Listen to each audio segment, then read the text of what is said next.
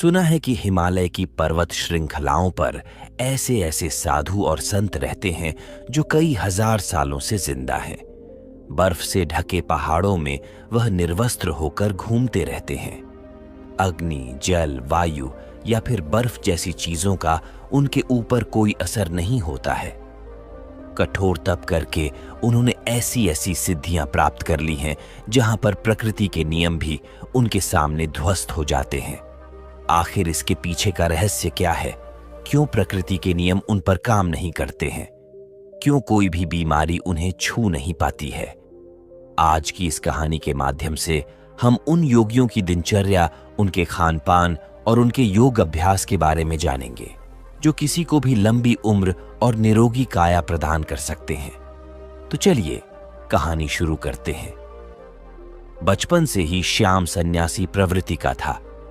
जब वह पैदा हुआ था तो पंडित ने भी उसकी कुंडली देख देख कर यही बताया था कि यह बच्चा बड़ा होकर कोई साधु बनेगा। स्वाभाविक रूप से श्याम के माता पिता को यह बात अच्छी नहीं लगी। कौन माता पिता अपने बच्चे को साधु के रूप में देखना चाहता है? इसीलिए उसके माता पिता अक्सर उसे सन्यासियों से दूर रखने की अपनी पूरी कोशिश करते थे। जब भी कोई साधु उनके घर पर भिक्षा मांगने के लिए आता तो वह उसे बाहर भी नहीं आने देते थे। उन्हें ऐसा लगता था कि श्याम कहीं सन्यासी से प्रभावित होकर हमें बिना बताए छोड़कर ना चला जाए। लेकिन बाहर से बंदिशें लगाने से मन कभी कैद हुआ है क्या? क्योंकि मन की प्रवृत्ति ऐसी ही होती है। जिस वस्तु से, जिस विचार से या फिर जिस इंसान से तुम बचना चाहते हो, अनजाने में अवचेतन मन के स्तर पर उसी की ओर तुम आकर्षित हो जाते हो। इसीलिए माता पिता की तमाम बंदिशों के बावजूद श्याम का मन सन्यासियों की तरफ खींचा चला जाता था। एक बार बचपन में जब श्याम अपने माता पिता के साथ हरिद्वार घूमने के लिए गया हुआ था तो उसकी नजर तमाम सन्यासियों पर पड़ी। अपने माता पिता की नजरों से बचकर वह एक सन्यासी के पास पहुंचा। बूढ़े सन्यासी ने जब नासमझ बच्चे के हाथ में फल देखे तो उनके मन में उस बच्चे के प्रति प्रेम और करुणा पैदा होने लगी। वह सन्यासी श्याम को अपने पास बिठाकर उसे खीर, पूरी और हलवा खिलाने लगे। श्याम को भी यह भोजन बहुत स्वादिष्ट लग रहा था। गर्म गर्म पड़िया नारियल और किशमिश वाली खीर, हलवा। इसी बीच श्याम के माता पिता श्याम को ढूंढते हुए उस सन्यासी की कुटिया तक आ पहुंचे। जब श्याम की मां ने श्याम को सन्यासी के पास बैठे हुए देखा तो वह गुस्से से आग बबूला हो गई। उन्होंने यह भी ना सोचा कि सन्यासी तो उस बच्चे से प्रेम वार्तालाप कर रहे हैं। गुस्से में इंसान सही और गलत की समझ खो बैठता है। जब नाश मनुज पर छाता है तो पहले विवेक मर जाता है। श्याम की मां ने उस सन्यासी को जली कटी सुनानी शुरू कर दी। आसपास के तमाम लोग सुन रहे थे। उस सन्यासी के शिष्य तक सुन रहे थे।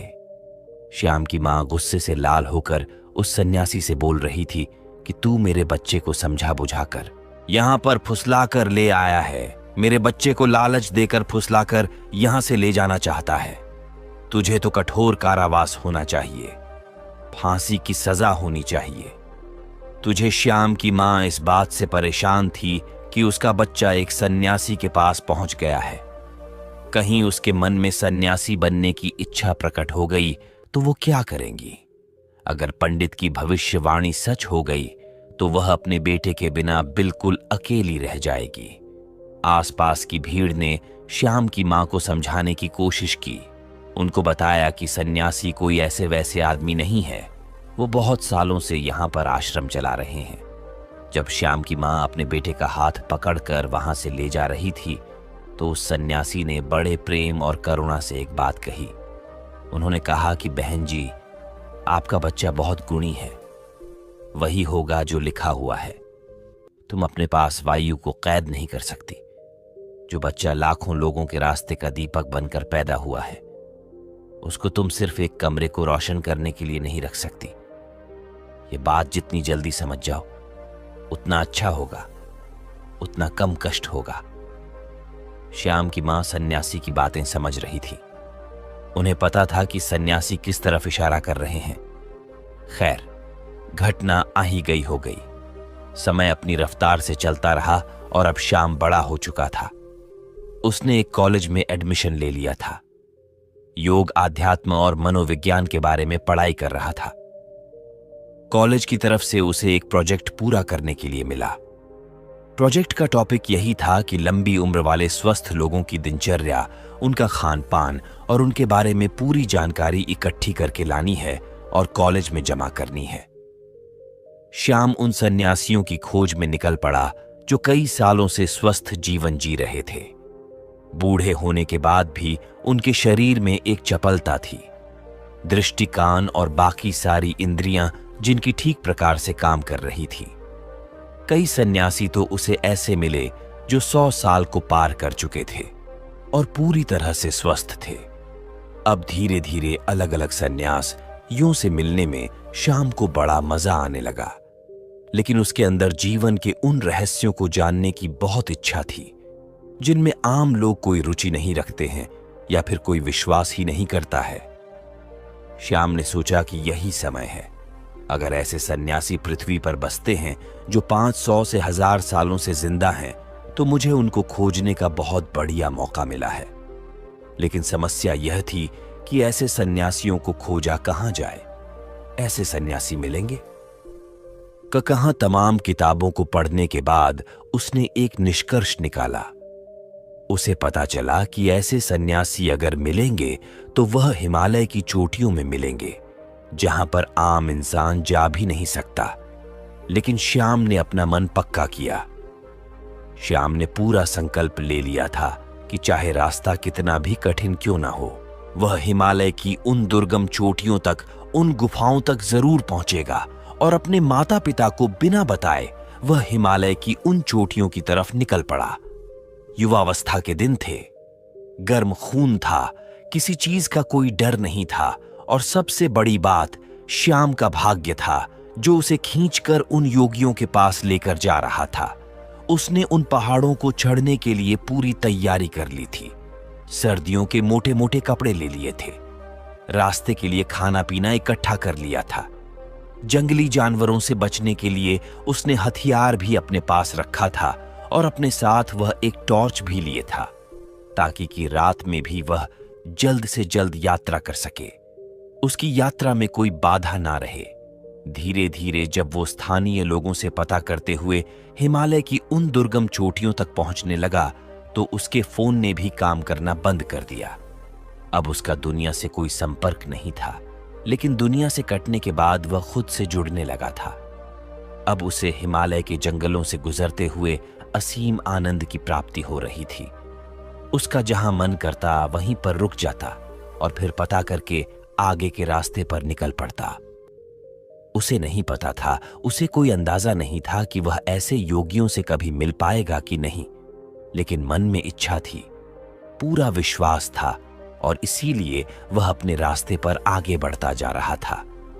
पूरी उमंग, पूरे उत्साह और पूरे जोश के साथ ऊंचे पहाड़ों पर बसे गांवों को पार करता हुआ वह हिमालय के उस जंगल में पहुंच गया था, जहां पर असीम सन्नाटा भी बिखरा हुआ था।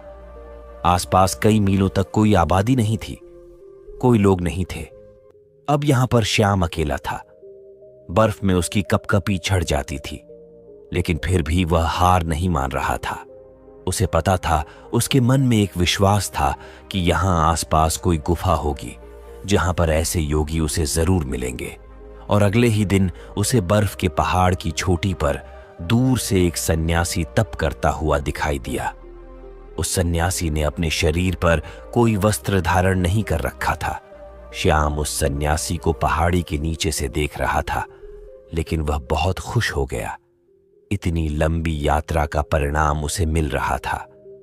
वह जल्दी जल्दी अपने कदम बढ़ाता हुआ उस पहाड़ी की चोटी पर पहुंचने का प्रयास करने लगा, लेकिन पहाड़ी एकदम खड़ी हुई थी, इसीलिए बार बार वो फिसल जा रहा था। सन्यासी यूं तो आंख बंद किए हुए थे, अपने ध्यान में लीन थे, लेकिन अपने मन की आंख से वह श्याम की सारी मेहनत देख रहे थे। उस पहाड़ी पर बार बार चढ़ने में विफल होते हुए श्याम बहुत थक गया था। थकान के कारण वह वहीं पर मूर्छित होकर गिर पड़ा। जब वह मूर्छित हो गया तो वह सन्यासी जो ऊपर तप कर रहा था वह उसे अपने साथ अपने हाथों में उठाकर एक गुफा के अंदर लेकर गया। वहां पर उसके अलावा 2 और सन्यासी मौजूद थे।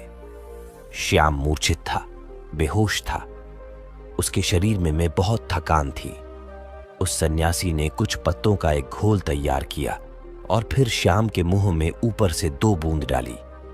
अचानक से श्याम उठ खड़ा हुआ। उसकी सारी बेहोशी, सारी थकान एकदम दूर हो गई। होश में आते ही श्याम दोनों हाथ जोड़कर उनको प्रणाम करने लगा। बहुत खुश हो गया। श्याम ने उनसे कहा कि मेरी बड़ी अनुकंपा है कि मुझे आप जैसे दिव्य योगियों के दर्शन हुए। मैं आपसे कुछ सवाल पूछना चाहता हूं। आप इतनी बड़ी उम्र तक, इतने सालों तक कैसे जीवित रहते हैं? आपके शरीर में कभी कोई बीमारी क्यों नहीं होती है? अगर आप वह तरीका जानते हैं तो दुनिया को वह तरीका क्यों नहीं बताते? दुनिया में बहुत से लोग बहुत दुखी हैं। लोगों को नाना प्रकार की बीमारियां हो रखी हैं। उम्र से पहले ही वह बूढ़े दिखने लगते हैं। उनकी मृत्यु तक हो जाती है। तो अगर आपको ऐसे तरीके पता हैं तो आप लोगों को क्यों नहीं बताते हैं? इसका कारण बताएं।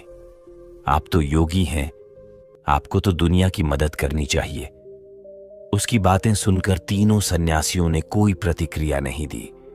ऐसा लग रहा था जैसे उन्हें श्याम की भाषा समझ में ही नहीं आ रही हो। श्याम ने जब यह महसूस किया तो उसने इशारों से समझाने का प्रयास किया, लेकिन कोई फायदा नहीं।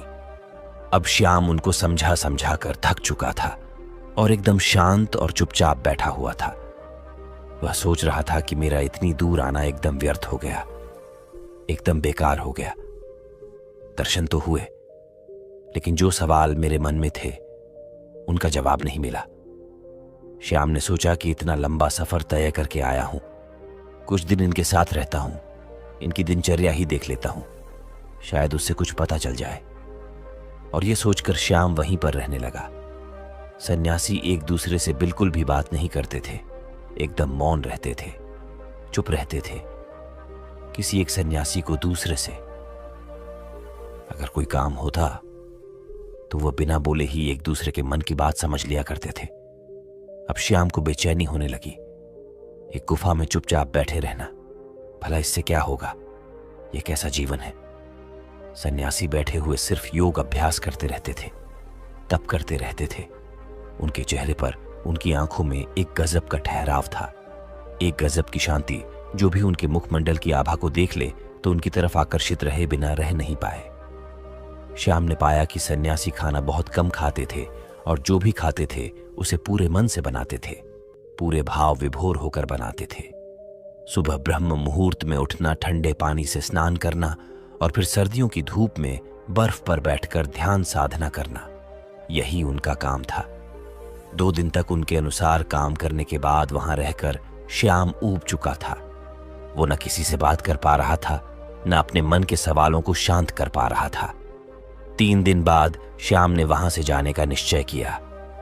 उन्होंने उनके सामने प्रणाम किया और उनको प्रणाम करते हुए कहा कि शायद मेरा प्रणाम भी आप स्वीकार ना कर पाओ, क्योंकि आपको उसका मतलब नहीं पता होगा, लेकिन मैं आपसे मिलकर धन्य हो गया और अब मैं आपसे अलविदा चाहता हूं। और यह कहकर वह अपने चेहरे पर मुस्कान लेकर उन योगियों के पैर छूकर वापस चलने के लिए तैयार हुआ कि तभी उसके कानों में बूढ़े सन्यासी की आवाज आई। बूढ़े सन्यासी ने कहा कि अपने सवाल का जवाब तो सुनते जाओ। श्याम यह सुनकर आश्चर्यचकित हो गया। वो कुछ बोलना चाह रहा था, लेकिन सन्यासी ने उसे चुप करते हुए कहना शुरू किया कि सबको अपने मन के सवालों के जवाब चाहिए, लेकिन सभी सवालों के जवाब मौन में छिपे हुए हैं। तुमने मौन रहकर बिना कोई सवाल किए हमारी दिनचर्या देखी। अगर मैं तुम्हें वह बताने का प्रयास करता, समझाने का प्रयास करता, तो शायद कोई खास बदलाव नहीं आते। तुम एक कान से सुनते और दूसरे से निकाल देते, और यही तो दुनिया करती है। सचमुच में कौन इच्छुक है? ये ज्ञान पाने का सवाल यहां खड़ा होता है। 2 दिन तक इस दिनचर्या का पालन करने के बाद तुम्हारा मन ऊब गया। मतलब तुम भी नहीं चाहते इन सारे तरीकों को जानना, हालांकि तुम्हें पता है कि हमारे इस भोजन, इस दिनचर्या के कारण ही हमारा शरीर हमेशा निरोगी रहता है, हमेशा स्वस्थ रहता है। लेकिन तुम इसका पालन नहीं कर सके, 3 दिन तक भी नहीं कर सके। चौथे दिन तुम वापस अपने घर जा रहे हो। दुनिया में बहुत कम ऐसे लोग होते हैं जो मौन रहकर दूसरों का ज्ञान खुद प्राप्त कर लेते हैं। अगर तुम सिर्फ मौन रहना, चुप रहना सीख जाओ तो तुम दूसरों के सारे ज्ञान को ग्रहण कर सकते हो। बिना उससे पूछे श्याम ने मुस्कुराते हुए हाथ जोड़कर उस सन्यासी से पूछा कि हे मम्मन, यह बताने की अनुकंपा करें कि आप कौन सा योग अभ्यास करते हैं। क्या आपकी दिनचर्या है जिससे कि आप इतने सालों से जीवित हैं? आपकी उम्र दिखने में तो कोई 60 से 70 साल की लग रही है, लेकिन लोगों का कहना है कि आप 5000 साल से जिंदा है। क्या यह सत्य है? महात्मा सन्यासी ने मुस्कुराते हुए नादान और भोले श्याम के सर पर हाथ फेरा। उन्होंने श्याम को सबसे पहला तरीका बताया। उन्होंने श्याम से पूछा कि हमारे शरीर का सबसे बड़ा भोजन क्या होता है। श्याम सोच में पड़ गया, उसे कोई जवाब नहीं मिला। तो सन्यासी ने उसे बताया कि हवा हमारे शरीर के लिए सबसे बड़ा भोजन होता है।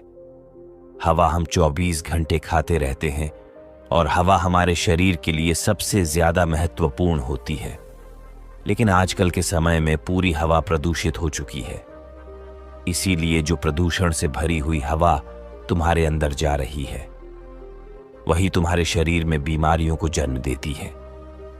इसीलिए अगर तुम घर पर ऐसे कमरे में रहते हो जहां पर हवा का आना जाना कम होता है, जैसे कि एयर कंडीशन रूम में होता है, उसमें ताजी हवा का आना जाना नहीं होता, तो तुम्हें अपने कमरे में ऐसे पौधे लगाने चाहिए जो 24 घंटे हवा यानी कि ऑक्सीजन देते हो। छोटी छोटी बेल तुम किसी बोतल में डालकर अपने कमरे में रख सकते हो जो तुम्हें 24 घंटे ऑक्सीजन देगी, वह भी एकदम ताजी। और लोग दुनिया में यही भूल करते हैं। जिस सांस को वह ले रहे हैं वह कितनी शुद्ध है, इसका कभी आकलन ही नहीं करते।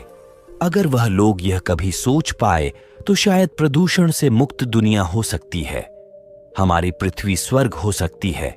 दूसरा होता है हमारा खान पान। अधिकतर लोग ज्यादातर समय खाते ही रहते हैं, लेकिन हमारा शरीर भी एक यंत्र होता है और उस यंत्र को भी काम करने के लिए आराम चाहिए होता है। इसीलिए हर समय खाते नहीं रहना चाहिए, कभी भी पूरा पेट भरकर नहीं खाना चाहिए। हमेशा अपने पेट में एक रोटी की जगह छोड़ देना ताकि तुम्हारा पेट हल्का रह सके, थोड़ा खाली रह सके और सांस लेने में भी कोई परेशानी ना आए। तीसरा तरीका होता है हमारी दिनचर्या। सही तरह की दिनचर्या में तुम्हारा योग अभ्यास, शारीरिक व्यायाम, प्राणायाम। अगर तुम दिनचर्या के रूप में इन्हें कर रहे हो तो तुम्हारे शरीर में कभी भी कोई बीमारी आ ही नहीं सकती। लेकिन हम सिर्फ बहाने ढूंढते हैं। हम कुछ काम करना नहीं चाहते, हमें सारी चीजें बैठे बैठे चाहिए, और शरीर को जितना आराम दोगे वह उतना ही खराब, उतना ही बेकार हो जाएगा। इसीलिए शरीर से हमेशा काम लेते रहो, आलस्य पैदा मत होने दो। दिनचर्या, हवा और खान पान, इन तीनों को तुम दुनिया में रहते हुए कैसे सुधार सकते हो, इस पर विचार करना शुरू करो। तभी तुम्हारा जीवन बदलेगा और तभी तुम दूसरे लोगों को भी जागरूक कर पाओगे। लेकिन तुम्हारी बात सुनेंगे कौन कौन लोग? बाजार के स्वादिष्ट व्यंजन छोड़कर प्रकृति से सीधे प्राप्त होने वाली फल, सब्जियां या पत्तियां खाने के इच्छुक हैं। लोग तो वही खाना चाहते हैं जो उनकी इंद्रियों को आराम पहुंचाता है, जो उनको स्वाद देता है। देखने में भी वही देखना चाहते हैं जो उनकी आंखों को अच्छा लगता है, और इसीलिए उनकी इंद्रियां वासनाओं की गुलाम हो जाती हैं और धीरे धीरे वही हमारे दुख का कारण बनती चली जाती है। इसीलिए जिस काम में भी तुम्हें ऊब हो रही हो, उस काम से बचने का प्रयास मत करो। उसी काम को पूरे मजे से करने का अभ्यास करो।